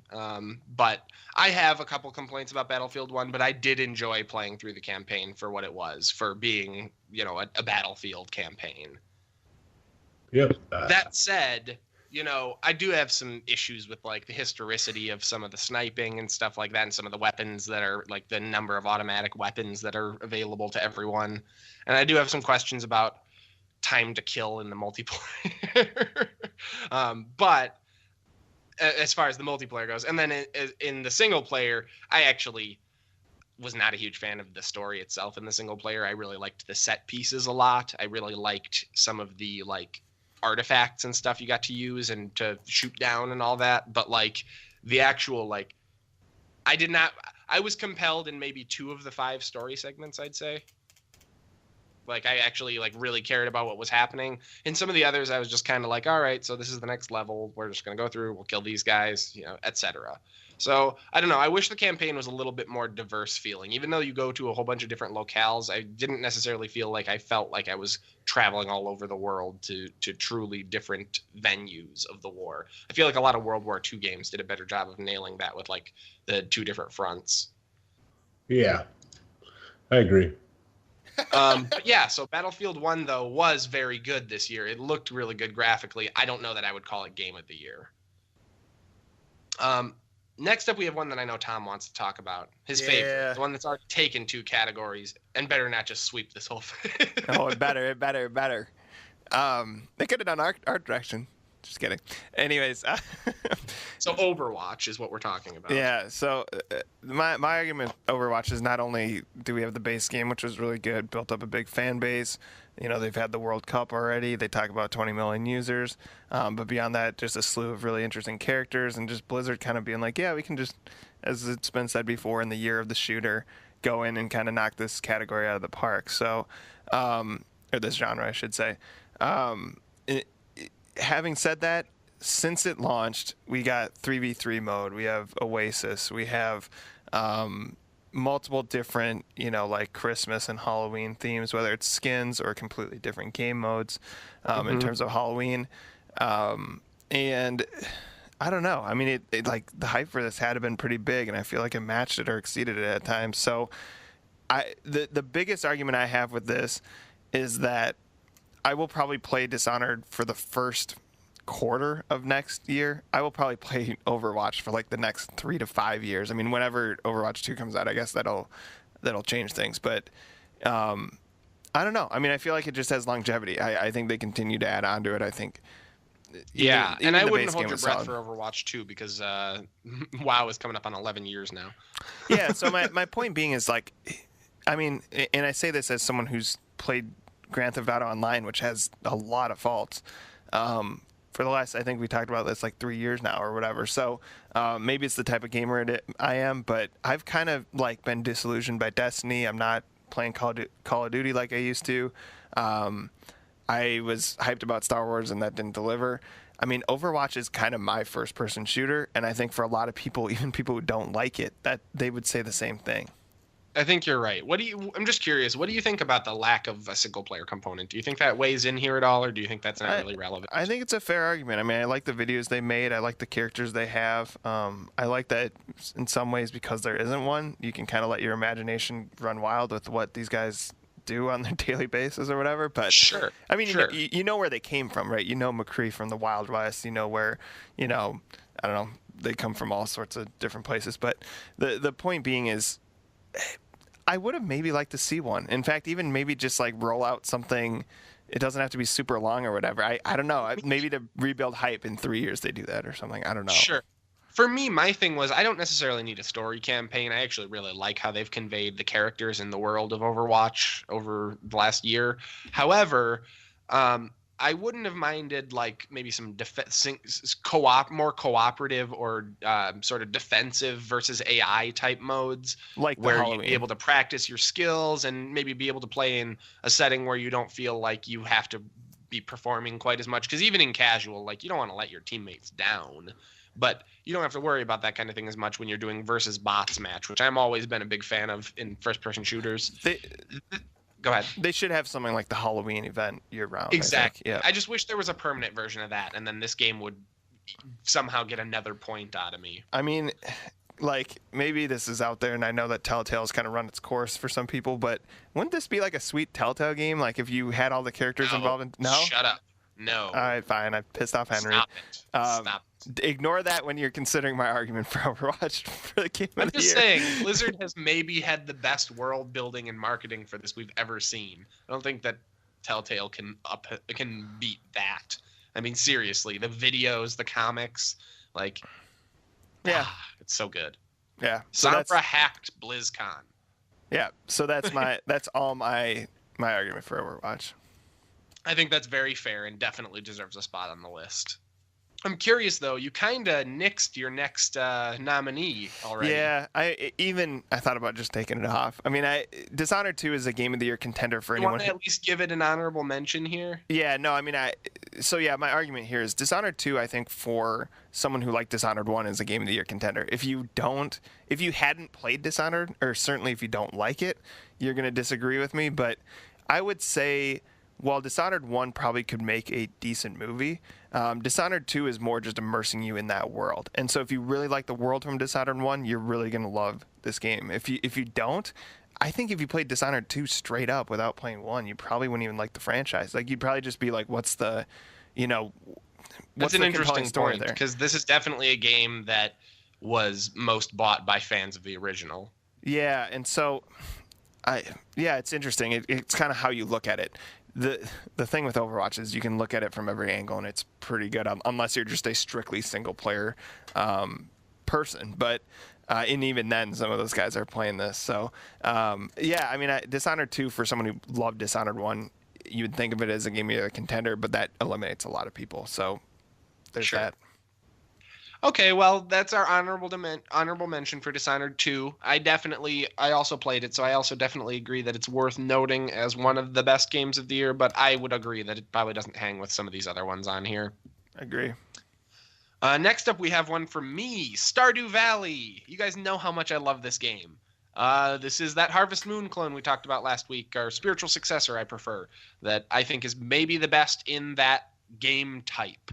Start a farm, raise crops, get animals, get married, have relationships, mine, fight enemies. I mean, it is just a lot of fun. If you're into those kinds of farming or sort of simulation type games, or you just really like, indie developed games, this is a single man dev team for this game. It's had multiple updates. It now has a console release. I mean, this game is really fantastic, and I think is by far the best in its genre, and easily one of the best games of the year. From music to presentation to gameplay, I think that Stardew Valley fires on all cylinders. The funny thing about this too, this was in development for a while, right? But this was like one dude who made it, right? Yeah, it was in development for quite a while, yes. But for one person to crank out a game like this, I mean, it just seems like it's incredible. Yeah, I think while Overwatch maybe took an oversaturated market and just did it really well, this was like something where someone maybe kind of more happenstance than anything realized like, this is like something that people really like, but there's not enough of, right? I mean, well, and I think too, like, this is something I really like, and I haven't seen a game like this in a while. That's what I'll just make it. Yeah, exactly.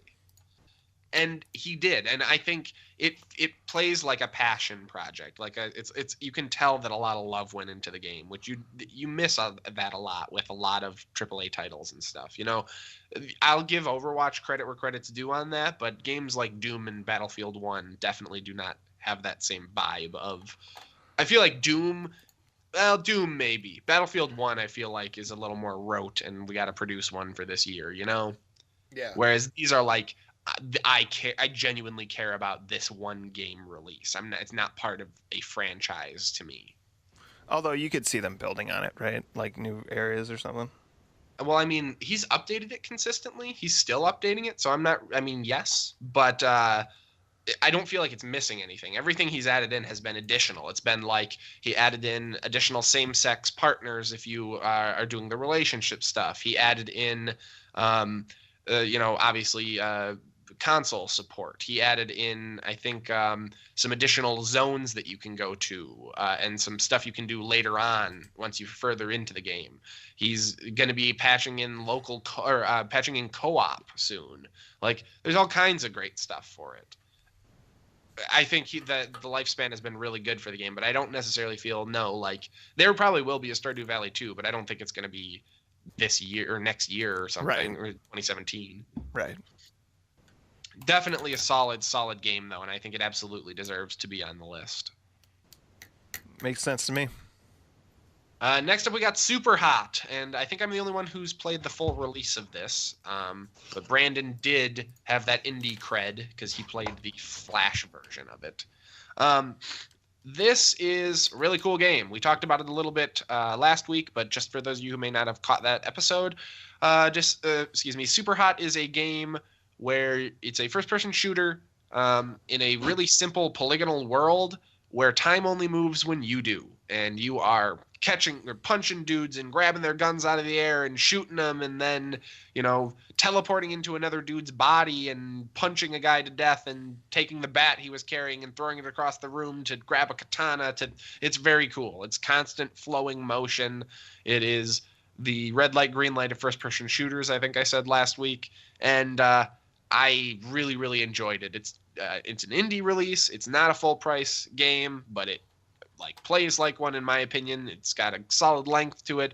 The story is really intriguing and compelling. There's a mystery that's unfolding throughout the game and has some really cool twists in it. And yeah, I definitely would recommend Super Hot to people who are looking for a little bit different of a first-person shooter. I think it was definitely one of the best games of the year and had a lot of fan following. No, my one argument is, isn't this wouldn't this be sweet, fleshed out, with sweet graphics and bullet time and stuff? No? All right, fine. This is on purpose. That's an aesthetic choice. Remember, this is a game that came from a 24-hour game dev jam where I think it was more than 24 hours. They were 7 days. Thank you. A 7-day game dev jam where a bunch of development teams got together and they had a contest to see who could produce the best game in 7 days. Then they took that proof of concept and built it out into this full game. So this is the fleshed out version of that concept. I don't think having better graphics would help this. I think the reason that they go for the simple visual style is because they don't want it to be too busy. They want you to be able to be precise and focus. This is a game that has a big proponent of its things like speed runs and perfect runs and doing stuff very precisely. And so I don't necessarily know that it would benefit that way. All right. Makes sense. I just think the fact that it's all red and white is a very deliberate choice. But sure. Yes, I do see where you're coming from for maybe a mainstream appeal. Yeah, I was going to say, I hope it inspires other games. There's a game built off of Super Hot's ideas or something. Also, just a side note, is the full version of this is not out yet, I don't think, but Super Hot VR is a thing. Which sounds sweet. So yeah, Super Hot, I think absolutely one of the best games of this year. Then last but not least on this list, we have Brandon's favorite. Yep, Uncharted 4. And we talked about that a fair amount. Is there anything you wanted to add to your earlier graphical comments? You want to talk about maybe yeah. I said earlier that I forgot to add it to other things. And it does have a compelling story. I totally forgot to put it in there for some reason. Don't quite know why. And totally forgot. Really, as I've been playing so many PC games, it just completely slipped my mind. It happens. So it had a very compelling story, in the sense that it rewards new players, but also rewards long-time, players of the series.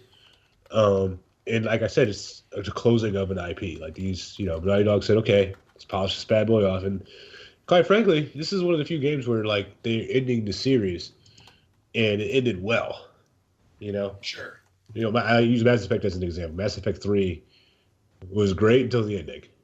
And then things just, even with its haphazard story. And another thing, too, is I'm going to be honest, though. I kind of felt like Uncharted 4 did peter out in the story. I felt like the third act was completely tone deaf. Well, yeah, they built up had a ton of tension, and then just, it just stopped being tense, and everything just kind Chapter of worked 9 out started for getting your annoying. reason. Yeah, but Chapter 9 started getting a slog. But the closure at the very end finished it out very well. I guess it just felt weird to me because it kind of that middle really, really kind of throws the arc off to me. Yeah, when you're in the weird island thing. Yeah, the 3-act arc didn't really work out. The storyline with you lying to your wife never paid off. It was just it was a huge tension thing at the beginning of the game, and then it just was just it didn't pay. Yeah, let me tell you, it did not pay. It was real stupid. Yeah, you just feel sad. You feel sad, and then she forgives you. It's just over. It didn't even matter. It might as well not have been in there. Yep, but it closed out well. And there's no more questions. There's no more concerns. And okay, well, this is done. Now what's next for Naughty Dog?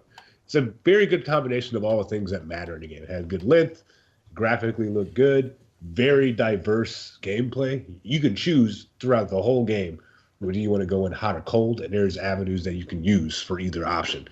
That's cool. Yeah, definitely. Always a big fan of that kind of world design. Another thing that was interesting too is, and I like this, is that Uncharted 4 seemed way more open and non-linear than it actually was. Because Uncharted has always been a linear game. But Uncharted 4 did not feel nearly as linear.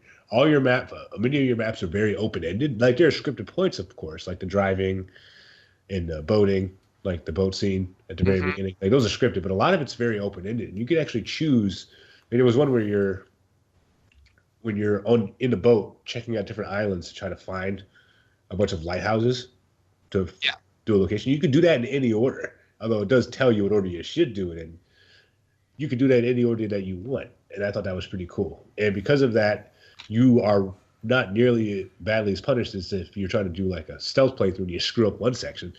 Not everybody's going to know, and everybody's going to be looking for you. So you can go to the next section and say, play it cold, or vice versa. So very, very good. And that's one thing that Naughty Dog did with Uncharted.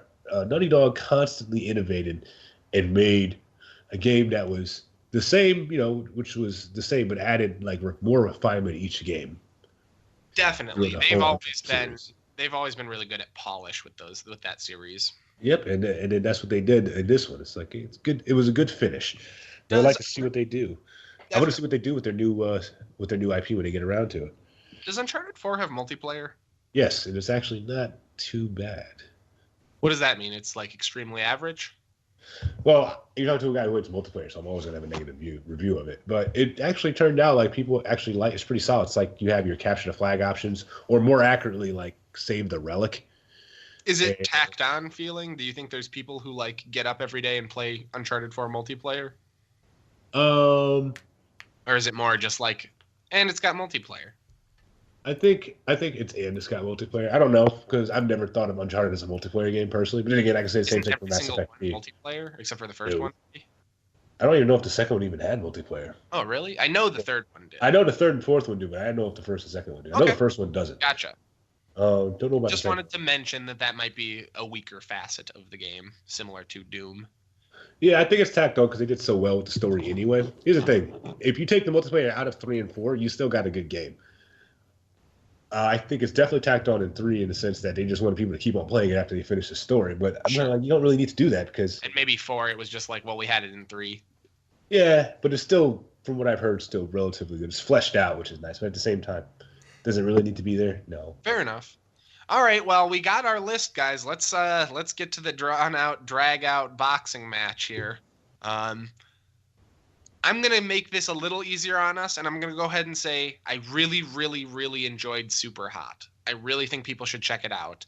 I don't think it can compare to some of the other games on this list, so I'm going to just pull it out of the running so we don't have to get into that whole discussion.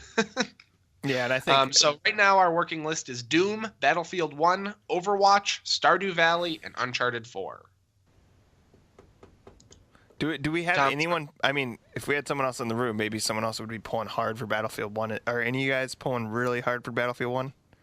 For Game of the Year? Yeah. No. All right. I think it's good. Even Uncharted 4, I think, is the best console game of the year, but I wouldn't say the best game of the year altogether. I would probably agree. I really think that third act, in a game that is really a serial adventure story, I think the story is vitally important. And while I'm glad that you think the ending really wrapped things up well and that the first 2 acts were really good, that midpoint where a whole bunch of story threads that have been set up, tensions between Sam and Sully and all that, just kind of flatten and everything resolves itself, that really rubbed me the wrong way, and I do think that that's a mark against the game. So personally, that is the thing that for me would knock this one down. Yeah, makes sense. Yeah. Brandon, respectfully. I don't play Uncharted 4 story. I play Uncharted 4's explosions. Doesn't play for the multiplayer, doesn't play for the story. I give up. Yep, I play for the explosions. He's an explosion man. Damn good explosions. That explains. So then why isn't Just Cause 3 on this list? Because even the explosions got tiring. No kidding. So we got you Overwatch made and a Stardew bad game Valley. with like This your is going to be a explosions. tough. This This is guy's going to be a tough list now. So we're down to these last 3. What do you guys think? I mean, I'm just going to say my argument because it's pretty quick. I think we're going to be playing Overwatch for a long time. It's going to be relevant. There's going to be World Cups. They're going to continue to add on to it. And if anything, I think we'll look back at it as a seismic shift in kind of how these games are played, because forever people were like, yeah, either we're kind of fed up with the Call of Duties or whatever, or fed up with the grunts, and then you're like, well, this game comes out with all the color and all the levels and all these different characters that are really fleshed out. I mean, to be fair, there is a universe that had already done that and was very popular at the time, Team Fortress 2. Right, but even like, I mean, remember that like introducing your characters with videos and not having a main story is literally torn straight from TF2. But as someone who didn't play remember the Scout and all that, I didn't play Team Fortress 2.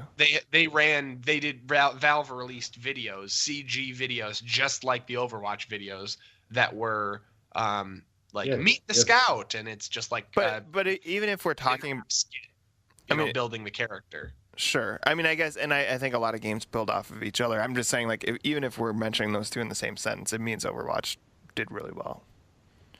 I guess. I'm not disagreeing. I'm just saying Overwatch didn't. It's not the first to do that. Sure. That's kind of what you were saying. I would say they took a lot of different elements, but they put them together pretty nicely. Overwatch is not overtly innovative in that facet. Overwatch is innovative in terms of its meta in the game. Yeah. You know? Definitely. Overwatch is innovative in a lot of ways, honestly. I'm just saying let's not pretend that it's the first colorful first-person shooter that appealed to less, Call of Duty style fans. Team Fortress 2 was that shooter before Overwatch, and then when Overwatch came out, almost the entire TF2 population switched. Yep. Which says something in and of itself. Right. You know where I stand on this one. My flag is permanently planted in the Overwatch universe. Well, then you're going to have to try and convince me and Brandon, depending with the 3 games left on this list, to knock some of the others off if you want Overwatch to win. So what do you got? What would you guys choose between Doom and Stardew Valley? Doom. That's tough, actually. Although I do like Stardew Valley and what it did. Like, it's polished for a one-man show. It's pretty impressive. I've spent more time playing Stardew Valley. It's so hard to compare Doom, a AAA Bethesda title with 25 years of history behind it, and is a first-person shooter, to Stardew Valley, a one-man team-developed indie title that I think is $20 or $25, and is a farming simulator with 32-bit graphics. Like, Jesus, this is going to be a hard comparison. But that in and of itself, Doom had a lot going for it. It was going to, even in the same sense that Duke Nukem, which was terrible, got some attention because it was Duke Nukem and it's back and in development forever. Doom was naturally going to capture people's attention. Stardew Valley literally came, out of nowhere, and people adore that game. This is just me, as someone who hasn't played either game, although I may purchase Stardew Valley now that it's on console. I'd say Stardew Valley takes the cake on that. I know you're picking nits, but we have to at this point. Yeah, that's a pretty fair point. I want to just say though, I mean, Doom though, you guys, like Doom was so good. It was a surprise, and like the gun feel in that game. Like Brandon, what do you think here? Yeah, Doom for me is my pick simply because it did exactly what a shooter should do in terms of, what you want. Like the gun feel was perfect. You have a variety of guns, and that variety expands itself as you upgrade. You have just enough of the RPG feel in terms of your skills, to satisfy even somebody who likes the RPG element. You have a diverse, environment that you can play in, and you can tell that the developers catered each environment to specific types of play styles. Like you can chain events in this game so well, which I loved. The story is actually one of my high points too, in the sense that it's there, but only if you want it to be. It's the most hilarious story ever. I fucking love it. Every single time somebody tells you what your objective is, you like flip them off and then just like do the exact opposite. Exactly. Like it's you have to save the like Argent energy converters or whatever, and he just like walks in and just starts kicking them. It's like, you'll kill us all. We'll never have the energy we need to continue the human race. And you're just like, not my problem. Like, yeah, it's the best story ever. And it's there if you want it to be. If you just want to blow things up.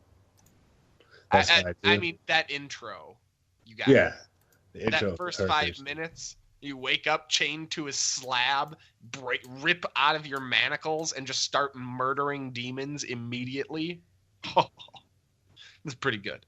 Yeah. You guys, I'm really torn here because I really don't know which of these two I preferred. I really enjoyed both of them. I think I'm going to give the edge to Stardew Valley because, unlike Doom, it does not have really any section of it that has any shortcomings, in my opinion.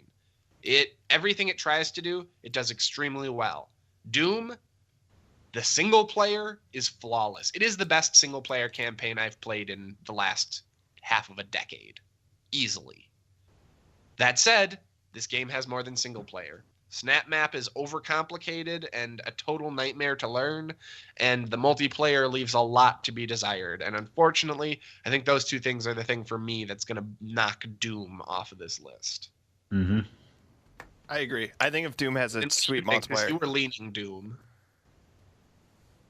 Me, yeah, I'm more leaning for Doom. But I would pick Stardew Valley over Overwatch simply because I enjoy Stardew Valley, the concept of Stardew Valley, more than I enjoy Overwatch. Because I'm never going to be a big multiplayer guy, and I enjoy what Overwatch does. But at the same time, for me, I'm always going to lean more toward a singular experience. And Overwatch, even though the one thing I just can't stand about Overwatch is the fact that it's a multiplayer game, but I still love it to death. I hear you. And you know what? Surprisingly, I think I might agree. I think that I would give Stardew Valley the edge over Overwatch. As much as Overwatch is a great game and broke new ground for multiplayer first-person shooters, I've spent more time with Stardew Valley. Yeah. Even though Overwatch is an open-ended multiplayer experience that I've probably spent over 100 hours in, I've spent easily 200 in Stardew Valley. And I never leave that game without a smile on my face. Like, that is just a great game. I know it's not for everyone, but to me, just from an objective argumentation standpoint, I think that they just nailed every single thing they tried to do. From like the relationship system to the mining to the farming to the expanding your town and the farm to the little stories in the background to the art style and presentation to the music that changes with the seasons. It's just an extremely well polished work of labor of love, I'd say. Well, yeah, you get all that because one person did it, so there was no deviation from the original plan. Exactly. I guess you could say. Definitely. And I love Overwatch. It may be one of the most enjoyable shooters I've played in my entire life. But I also lean towards the single player over the multiplayer. And I think that for me, I'm pretty solidly behind Stardew Valley right now, unless Tom, unless you can really push me the other way. Yeah, I mean, I really think it comes down to if you're Indian one player, you're gonna choose Stardew Valley in this. If you are talking, magnitude multiplayer, again, the strongest argument I have is I think we're all going to be playing Overwatch in 3 years, probably longer than that. Stardew Valley maybe's got a year left. I mean, unless they really, really add on, and that's. I don't think that's the argument, though. We're talking about the best game of the year in 2016. Also, you should be very careful with that statement, too, because there are games that are single player that are well older than the 5 years that people still play. Yeah, no kidding. I mean, Half-Life 2 is a perfect example. Just got its last DLC, and that got like 2 full years of additional development. Hell, they just updated GTA 4. Right. No. So my Think point. about that for a second. My point, though.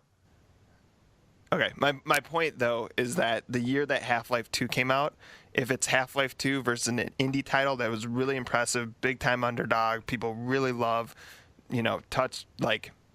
Say what you will about Overwatch, but it's no Half-Life 2. But it's I think, going to be seen as... Do you think Overwatch has literally changed the face of gaming for the future? Because that's what happened with. I mean, that's a tough comparison, but I think it belongs in you made it. I mean, you're welcome to pull it back. I mean, I'd say it's a milestone game, and that's where I'm gonna. I would say so is Stardew Valley. It's the absolute peak of its genre. I think there's no convincing. There's no convincing you. I think we go, it's 3 of us, and it's a vote. I mean, I don't think you're going to... There is actually convincing me, but if you guys prefer, we can put it to a vote. I feel bad when we have to put it to a vote, though. I mean, Well, it's hard to know, like, in the sense that Overwatch, like I said, is a very good game and does have its merits. Like, the growth that it had this year is pretty insane in and of itself. However, as you said, it is... I would define it as more popular in terms of its style of play than Stardew Valley. But Stardew Valley does everything that it does perfectly. Every single time I play Stardew Valley, I have a ton of fun. Most of the time that I play Overwatch, I have a good amount of fun. So I would say I have a lot more fun in Stardew Valley, though. Right. Although, and I guess the final argument is kind of the populist. There's going to be more players with Overwatch than Stardew Valley, and probably more people that would argue But this isn't the world's Game of the Year 2016. This is Procedurally Generated's Game of the Year 2016. Popularity arguments, if that was the case, then we'd have to give it to the game with the highest sales of the year. No, right. I'm just saying, again, picking nits, I'm looking at one aspect where I look at a large player base, the World Cups, I would say if Stardew Valley had the marketing budget of Overwatch, then maybe we could compare them. But I think that it's just so different because there was more like saturation for Overwatch, but they also had millions of dollars in marketing. I mean, it truly is an apple and orange argument. So I know it's really is truly a difficult one to make. And so I think you're right. I think that we may not be able to actually convince each other here. So I think it's going to come down to a vote. And since we've all just had a little discussion here, let's just go ahead and state our minds. I'm thinking Stardew Valley. I'm going with the big O. Big O? The big O. Overwatch. Oh, Lord. That's an anime, in case you're wondering. Weeaboo. Yeah, that was... You guys had a weeaboo moment, dude. I don't even know what that is. Go on. Then my thought... so tough. How does it feel, Brandon? Pressure's on. You are going to decide right now. Procedurally generated. The fate of the world. 2016. I would say in terms of not so much popularity, but in terms of what it brings to the table and the capabilities that this game has done, I would actually have to give it to Stardew Valley. Simply because this is something this is a work of art that one person made. Overwatch was made by Blizzard, which is basically like the overlord of MMO style games. Mm-hmm. Whereas Stardew Valley, the fact that it even made it to this list, dealing with huge, developers like Naughty Dog, Blizzard, Bethesda. The fact that even made this one-man team even made it this far. Yeah, that's insane. Because this is an indie title at the end of the day, and the fact that they can hold, you can hold a fight up with Doom and with Overwatch is pretty impressive. I mean, it doesn't help that I'm not too big in multiplayer games, but I feel like Stardew Valley brings something to the table that you rarely see in gaming. And there's the fact that one person, blood, sweat, and tears coming out with something great. It's a truly unified vision of what a developer wanted to create for a game, with no producers interfering, no money being an issue, or disputes or drama within the company. It is he went in and he made exactly what he wanted to make. Exactly, and that's something that you don't see in many AAA games. You really don't. I think that's a really good point, and I think that pretty much is going to bring our Game of the Year 2016 discussions to a close. Let's go ahead and run down the list of winners for this year. We're going to take it from the top, including last week. So, here's Procedurally Generated's list for 2016. For Best Story or Narrative, Firewatch. Best New Property, Overwatch. Best Use of Music, Mafia Watch. Just kidding. Mafia 3. Best Multiplayer, Overwatch. Best Graphics, Aesthetic, or Art Style went to Abzu. Best Mobile Game, Minecraft VR. Worst Launch Disaster, No Man's Sky. Who'd have thought? And last, but certainly not least, our Game of the Year 2016, Stardew Valley. And that's going to round up our list of top games for 2016. If you guys have any thoughts or disagreements with our picks, remember, this is our personal list based on games that the three of us collectively have played this year. And while it may not reflect your preferences, we'd love to hear what you guys would have picked in the comments, so please let us know. As I'm sure you guys can tell, this has been Procedurally Generated. We hope you've enjoyed listening to the show. Please be sure to check us out on Libsyn and iTunes, where you can leave a rating or review. You can also follow us on Twitter at PG_show, or if you prefer to watch on YouTube, you can go ahead and check out the latest episode on my channel, lesser.n00b on YouTube. Thank you so much for listening, and as always, game on.